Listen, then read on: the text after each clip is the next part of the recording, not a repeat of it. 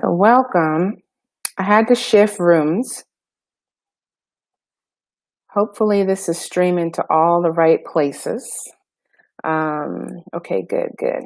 I need to get my guest from the other room to this room, and then we'll get started in 30 seconds.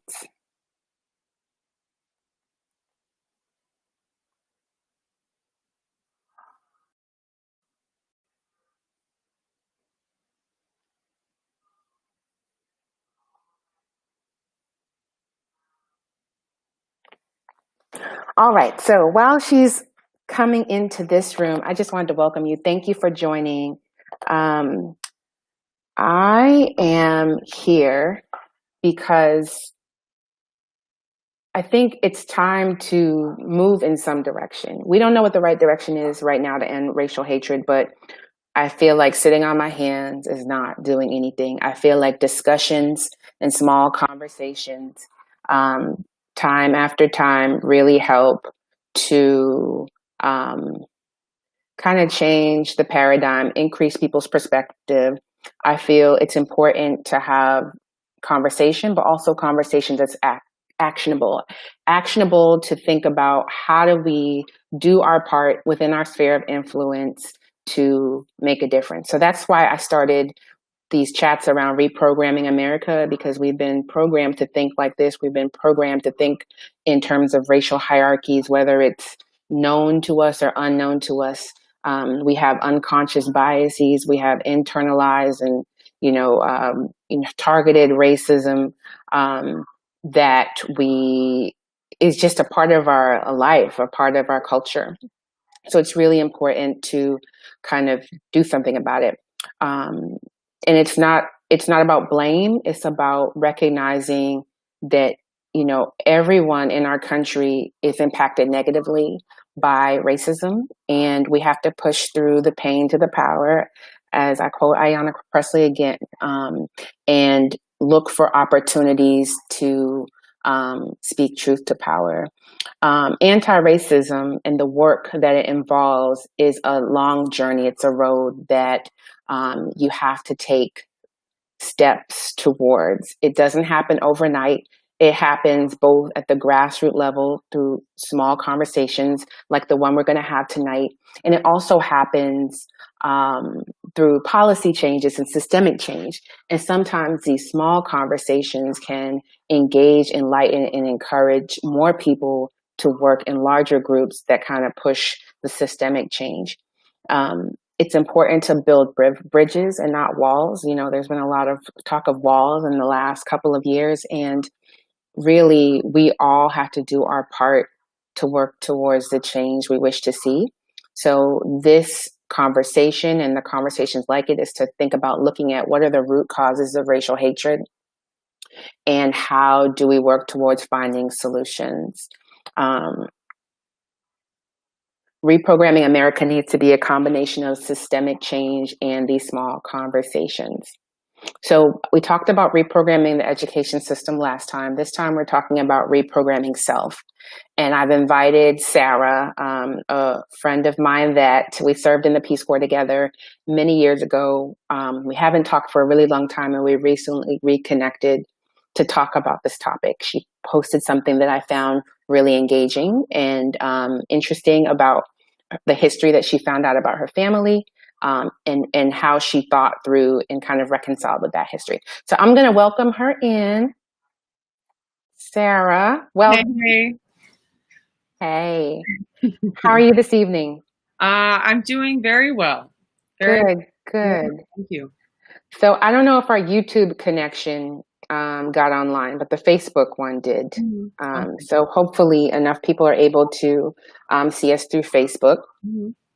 I just wanted to thank you for coming tonight. So Sarah's dialing in from New Orleans, NOLA, where she's lived for how many years?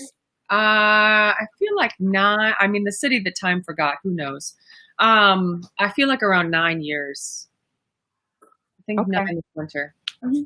Awesome. So tell me, what brings you here today? What brought you down this kind of path of self-reflection, self-discovery on racism, and your personal responsibility and kind of seeking to understand and take action? Yeah. And what are your thoughts on the term implicit bias? Hmm. And do you ever recognize or see it within yourself? Hmm. Hmm. Um, yeah, absolutely. So, in joining you tonight, and thank you so much for also starting, Sure. for starting this program and like dialogue between citizens ourselves. Uh, I grew up in an environment that was very much, like parents taught me, everyone is equal, etc. Very like character based culture. And I remember reading recently in my ethics class for graduate school. We read the book White Fragility together 2 summers ago. And I remember the author, sort of confronting everyone, saying it like it's not enough if you were raised with your parents telling you everyone was equal. Like look at what were the symbols that you were surrounded with growing up? What was the color of everyone in the cartoons that you watched? Like, what was your culture telling you? Not just, a sort of a verbal, like everyone is equal and should have equal opportunity. What were the messages that you got from consumerism, from culture around you? So that sort of a couple summers ago spurred a bit of a deeper look in what my own implicit bias may be. And more recently, I think the post that got your attention was that I had known for a while that I've been related to Nathan Bedford Forrest, who was he was a slave trader, a very brutal and effective Confederate general, and one of the founding members of the KKK. And I recently began reading a pretty in-depth biography on his life. And I'd really wanted to like reckon with that relationship, because growing up, always known we had been related, but what I had heard from my family was, oh, but the KKK wasn't about racism when it started. And that was sort of the depth of, that conversation. And even as a young child, I knew that was wrong. I knew that there was something really missing from that equation. And I started to read the biography, really prepared to label him as a horrible man. And I mean, it turns out kind of, both are true. Like there are a lot of things historically that the biography is citing where he was a very decent and loving and compassionate man in a lot of areas of his life. He also was a very, very brutal and angry man, and one of the founders of the KKK. And he was responsible for a lot of pain, a lot of people's pain. And during this time, it seems like there's a lot of similar arguments was like Thomas Jefferson. Was he all good or all bad? The Confederate statues, there's a lot of this black and white labeling that we have going on, and looking into my own family's history and realizing that, one person can have a lot of sides. One person can have love in their lives, and they can also cause tremendous pain and suffering to others. We're all a work in progress. So being able to hold those two truths, that those two things can be true at the same time, but that we need to look at both of them. We need to honor both of them. To say someone, that the KKK wasn't about racism when it started really denies responsibility for what that has turned into, for the pain that my ancestor also caused. And that's not right. And it's also not right just to label someone as, entirely inherently evil. We all have a lot of different sides. So really wanting to take responsibility for that, and to look at all perspectives, and that it's okay to take responsibility for that. Let's see. I'm having trouble hearing you, Natalie. I don't know if something happened with the audio. Oh, mute. Okay. So, yeah. So you talked about a person, who has caused great pain, Yeah. Can have a both good and a bad side. And there's going to be people who listen to this and have really struggle believing a person who would have caused Mhm. pain, suffering, death, torture on other human beings could have good in them, or there could be a way to reconcile the act of buying and selling bodies, or lynching, or whatever would be involved. Um, how do you, I guess, how do you reconcile yourself? Mhm. You know, you said you went and you read the book and, learned more about him. How did you kind of dig deep to see the humanity in him, Mhm. and have those conversations with your family, if you did, Mhm. around that? Yeah. I haven't finished the book yet. I'm about a third of the way through. Hmm. Um, I did start the biography. I did start reading it, really prepared to completely debunk any claim that Nathan Bedford Forrest had a good bone in his body. I mean, really, I was talking about out loud to myself, reading it like, bullshit and this and this and this, but really needing to, I think it's a pretty unbiased author. And I'm not there in the book yet. At the end of his life, he really, there's a lot of record of him becoming a very strong advocate for equal rights, and denouncing what the KKK turned into. Um, Again, I haven't gotten to that part of the book yet. I think it's very dangerous to hold anything like that out there as a trinket of, oh, but see, it's okay, because it's Hmm. not okay. Once again, that, even, as young kids, if we even unintentionally hurt someone, Hmm. like everything pauses and we take a time out and we we learn about how that hurt somebody else. We say we're sorry, we're led through that process. Um, and I mean, I've known Nathan Bedford Forrest, but I know as I'm a very positive woman full of a lot of love, and I've also hurt a lot of people. And there are Hmm. people in this city who, once they see me walking down the street, they'll turn right around and walk in the other direction. So also, like, knowing my own angels and demons, I have a lot of sides, and I know that I'm complex. Um, Yeah. and I think that we all have that.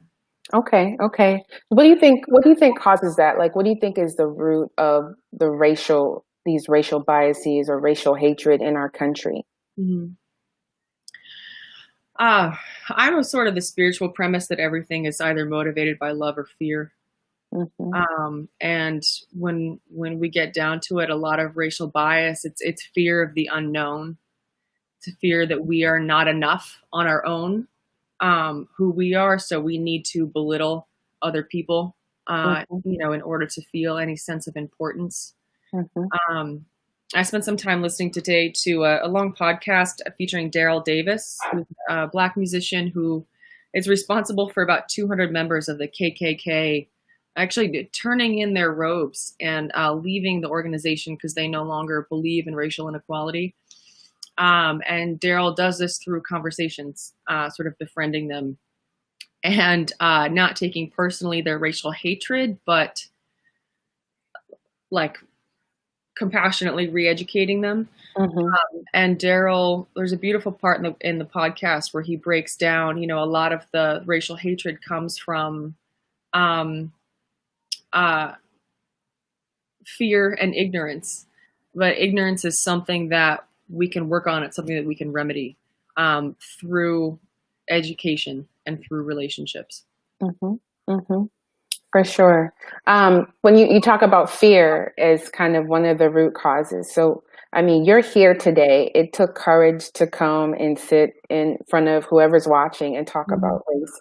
So how do you push as a white woman or self-identified? I know you have other identities that you identify with Mhm. too, but the world identifies you as a white woman, right? Mhm. How do you push through that fear, or if you experience white guilt? You know, a lot of people are kind of at home or thinking, okay, yes, I'm a white person. Maybe I did benefit from privilege, but what do I do about it? Mhm. So how do you turn that fear, guilt, or whatever it is into action, into working Mhm. towards the betterment of our communities. Yeah. Yeah, absolutely. And I can see there's a woman, Wendy Brown, is also having a comment about, me as a white woman, benefiting from, from the wealth that was passed down, and the obligation to have conversations with my family, which I absolutely agree with. Absolutely. I'm taking extremely stringent notes on everything in the biography to type up and send out to my family. And in terms of things that we can do, there's a moment of reckoning with my conscience this summer, seeing the strength of the Black Lives Matter movement and realizing how much I had been in the dark and allowed myself to stay in the dark about the reality of day-to-day racial inequalities in the country. Mm-hmm. And such a strong moment of conscience that I know that like the rest of my life needs to be about that. So for me, learning how to have and developing the commitment and the courage to have those conversations every time an opportunity for them comes up. Mm-hmm. Not just when an opportunity comes up, but like, so I'm speaking for me with my fellow white citizens, family members, etc. Having those conversations, challenging every implicit bias that might come up, looking without reserve in my own life, for where I have those, with a lot of humility, asking questions, asking to be corrected, from my friends of color. If I say anything that seems to be biased, please let me know. I think that willingness to learn and that humility and willingness to be vulnerable is really important. And it's really important that, like, myself as a white person, I become a committed learner. Mm-hmm. Really engage in conversations with fellow white citizens. I spend a lot of time right now online on Facebook doing that and trying to talk with people and challenge racism in a way that is intelligent and not just, full of hate, but just like how we all contain, mm-hmm. We all contain different parts of ourselves. And for my friends from high school, who were Trump supporters, there are also parents who totally love their kids, and they have rational sides of them, and we can't reach that when we condemn or we belittle. So I think also staying away from letting any sort of arrogant attitude come in place. Like, oh, like I'm enlightened now. Like I'm not racist now. Like I don't have any more bias now, but you. Mm-hmm. Yeah, you never really arrive, do you? And, you talked about being in the dark. And so, there's some folks that don't understand this concept of implicit bias or unconscious bias, or knowing how you too play a role by doing nothing outrightly, whatever outright racism means to whoever.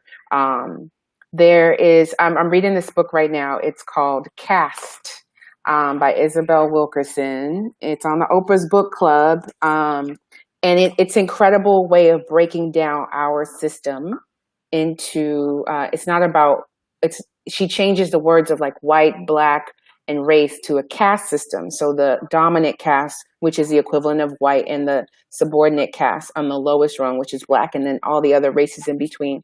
And she talks about unconscious bias and says, by adulthood, researchers have found most Americans have been exposed to a culture with enough negative messages about African Americans and other marginalized groups that as much as 80% of white Americans hold unconscious bias against Black Americans. So automatic that it kicks in before a person can process it, according to Harvard sociologists. This discriminatory behavior is activated more quickly and effortlessly than conscious discrimination, more quickly than saying, I've decided to discriminate against. And part of this, what is dangerous about it is these automatic responses contribute to disparities in health, in hiring and housing and education, and in medical treatment for Black and brown people. So I asked earlier, and I don't think we got that deep into it, what ways do you see that you've experienced or shown implicit or unconscious bias? And how have you kind of worked through that or acknowledged it? Or maybe not, maybe it's a reflection on, now I can see something that I didn't see before. And how do you encourage others to identify that? Mm-hmm. Mm-hmm. One way that kind of pops in my mind with my job, which I lost at the beginning of COVID, but was a pedicab driver for a long time here in New Orleans, and there I found I had a very strong stereotype that if I had Black customers, then I wouldn't get tipped, and so could feel in my head when I would be carrying Black Americans that I would just like not expect a tip, or could even feel in my head sort of this sigh, like, oh, oh shit, because I was like thinking about money, and realizing how much I was doing that, with just this stereotype that Black people are cheap. I would then also remember where I come from and where my ancestors come from and the history of slavery in this country. And just realizing that I probably owe every Black person in America all the pedicab rides that they want, like for the rest of their lives. That this equation of giving and taking is not something that happens in a singular moment. Where do you think you learned that from? Like, where did that thought come from that Black people are cheap?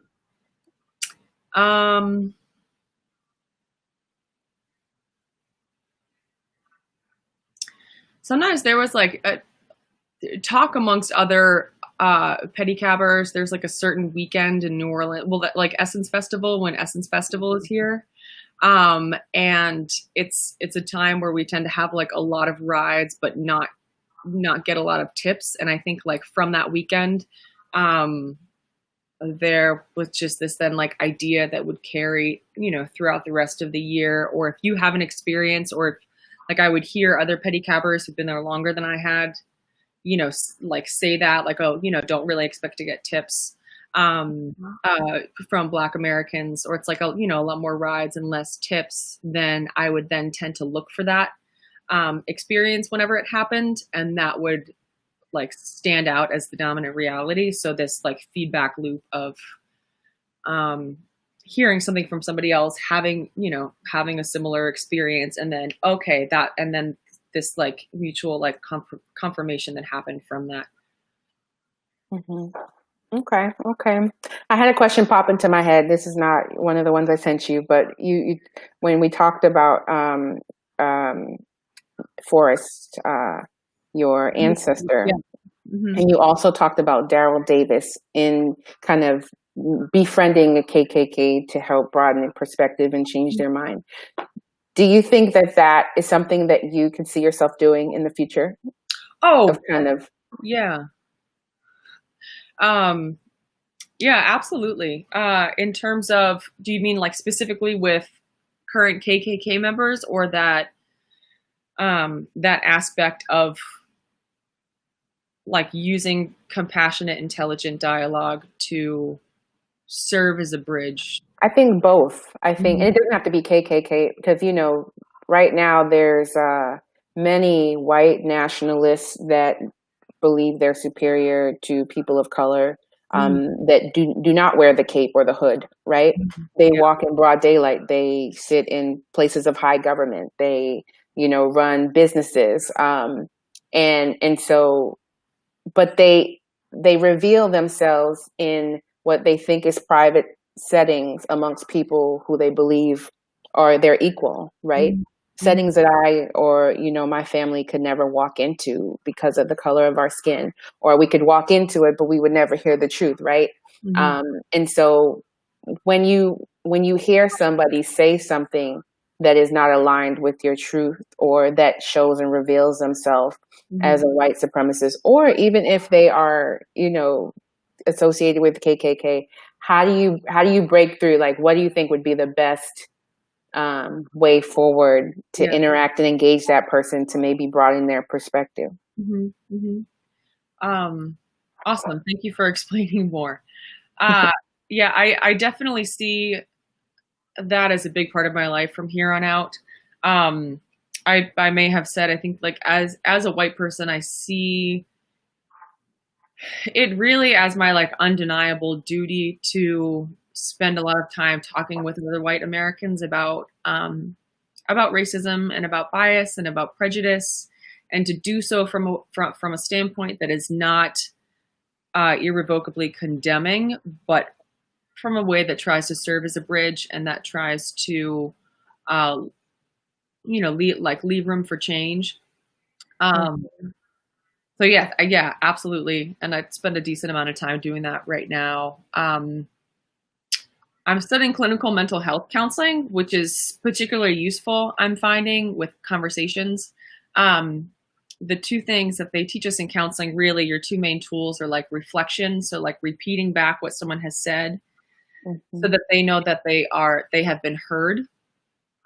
And then they can clarify what they mean if needed.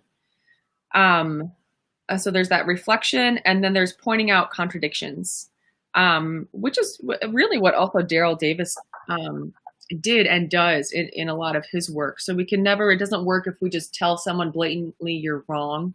I mean, even the best of us are, our egos flare up and we shut down. But what we can do is point out, I hear you saying A, but I also hear you saying B, and those don't, how can both of those be true at the same time? And then give that back to the person to then explain, to break down. Sometimes they can, and then, you volley that back. But there often comes a point where, like, all of hatred is full of holes and contradictions. So what I can do is I can offer a space to have safe conversations with a number of my fellow, predominantly white Americans, about what they think and why, where they don't feel threatened by me, they don't feel judged. However, there is a compassionate challenge in terms of, I hear you saying this. So if this is true, can you explain to me, why this other thing is okay? And so someone's own rationality, they can decide, to look at that and say, okay, those things actually don't match. Let me rethink this and keep volleying. Or there are some people who will just say, oh, but I don't care. I don't care. I'm going to believe that anyways. And that's a separate category of people who are not there yet. Yeah. Thank you. Thank you for that. And just to mention, I know whoever's watching, this is a conversation with us, but it's also a conversation with you. So feel free to drop comments, questions. If you have a question for Sarah or myself into the chat, if you have a thought on how to create change and racial hatred, if you're inspired to do something and want to share with others, please put it in the chat. I think, Sarah, one of my last questions is, what would you say to, young or old or aging white women, men, or people of the dominant caste, as Isabel Wilkerson would say, who are well-meaning or consider themselves well-meaning, consider themselves to not be racist, but may benefit from white privilege or have unconscious biases? What would you say to them is something that they could do within their sphere of influence to work towards ending racial hatred?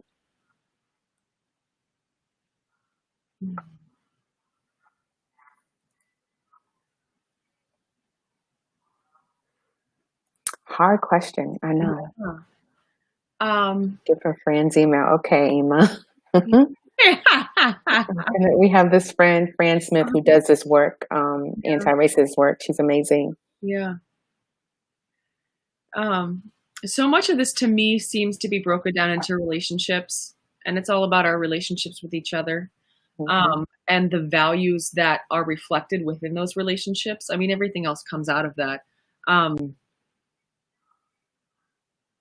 And I know that all of us have relationships with people where they're, where there is bias, where we still have bias. I think being committed to having conversations and to also, as you said, like Daryl Davis is just like, really putting himself out there to invite conversations with people who think differently.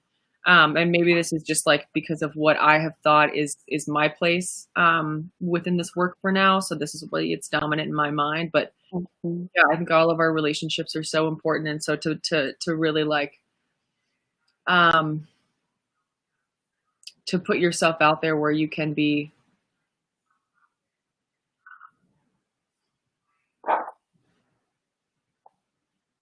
It's okay if you don't have an answer. There's many who've come before you that do not have an answer. Uh-huh. Um, yeah, but I hear what you're saying. Be open to conversations. And, it's not only about white people, it's also about each person, right? As a Black woman, Mhm.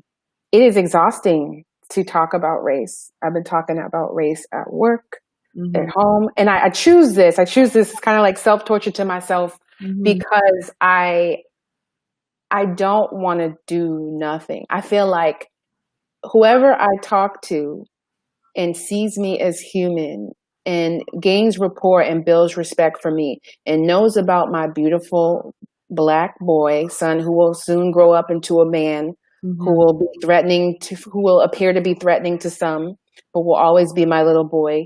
Um, that it's really important that I show up while I still have the energy, and I show up for him mostly, Mhm. because I do feel, even if it doesn't happen in my lifetime or my generation, um, it could happen in his generation. And I feel like both of us, or all of us, white, Black, everybody has to work within our power of influence. We have to, bridge gaps. We have to find the strength to talk to white folks sometimes and help understand. But we don't have to be the only, and then we don't have to too. Like there's people who've tried that for years and years and are tired.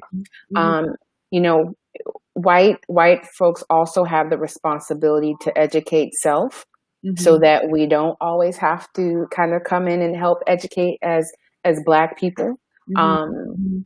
and as you educate yourself and as your friends educate themselves, to tell their friends and get the courage to talk to their racist uncles and aunties or Mhm. whoever could be inflicting some of these microaggressions or biases or outright racism on other people, to Mhm. change and shift their perspective. Mhm. I think part of this moment that we're living in, since George Floyd, everybody watched as he was lynched before America, um, is that people are finally, it's revealed something that I've known my whole life and have lived with, something that people have brought up in several spaces and it's been denied. It's revealed. And I think the powers that be are recognizing that and trying to find ways to squash the learning Mhm. and to stop the understanding. But we have to keep it going, whether it's grassroots, underground.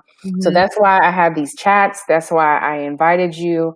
I'm going to have more chats. So if there are folks in the chat, I talked about reprogramming America. We have to we can break down the huge, seemingly unbreakable problem of racism into smaller bits and pieces when we think about what is our root causes of racism in our country and think about solutions towards them. So today we talked about self.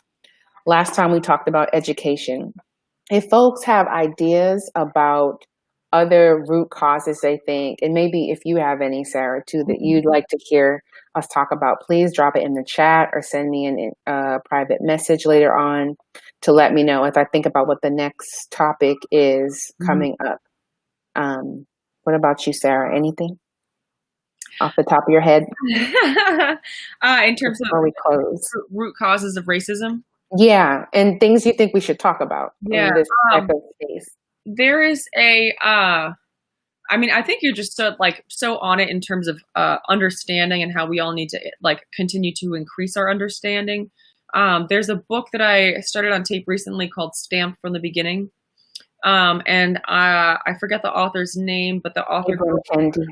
through what's that? Ibram Kendi. Mhm. Ibram Kendi. Mhm.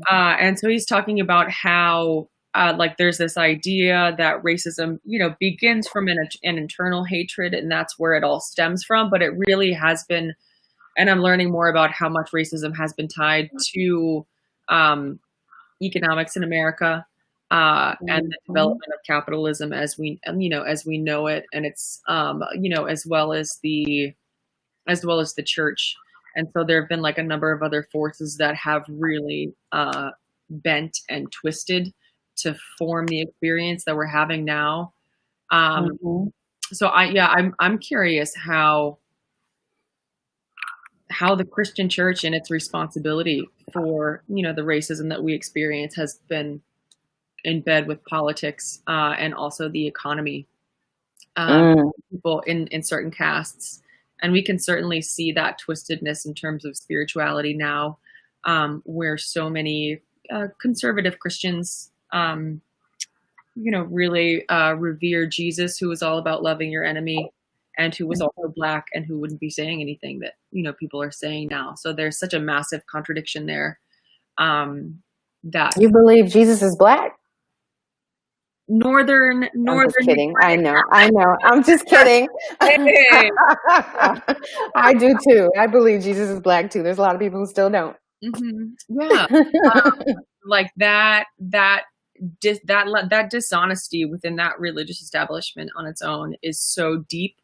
And there's such a level of denial within such a spiritual context. Like that's a reckoning that we can see why people are being so violent, trying to keep it away. So looking at racism, I'm really curious, because it also has to do with the solutions to it, but like how politics and Christian religion in the United States and economics have like all been sort of working to create this false idea of equality. Christianity. That's a very taboo topic, but maybe we can tackle it. Kojo, how you doing? Thanks for joining. So Kojo says the lack of self-awareness in African people globally. Yes, definitely. I see myself as a Pan-Africanist. I travel the globe and find my people everywhere. And there's a lack of connection and awareness of how we're connected around the world. And the fact that everybody is in fact African, as we all rooted from the same land, even though we've separated our castes into different systems. So yeah, self-awareness, and maybe focusing even one of these reprogramming of self on Black people. You said we don't take time to reach out to our elders and ask questions. That is true. That is true. That's a good idea. Maybe next time I invite an elder to talk about experiencing, race and caste in another time, but within the country, and what can we learn about it, and figure out ways to reprogram America in that way. So good. So I think that's all I had. Any last messages, Sarah, you want to share with folks that are watching before we close tonight? No, just thank you so much. And there's so much going on in the country and so many things that it can be so easy to, so many reasons it can be easy to lose heart. But like looking around me here and reconnecting with people like you, anybody, just from this small time, Wendy, Kojo, Kwame, it gives me a whole lot of hope, because we're the next generation and also a very big part of this country. Absolutely. And forming its direction. So yeah, I'm in it. Thank you. Thank you so much for joining and being willing to talk to me about this, Sarah. I really appreciate you. And thanks everyone for joining. I am going to sit back and do some planning and then bring back another one in the near future. So stay tuned. I'll send out, and we'll have YouTube up and running the next time, but we will post this Facebook conversation to YouTube as well, so that people can see it there in the replay. Thank you and have a good evening. Awesome. Take care.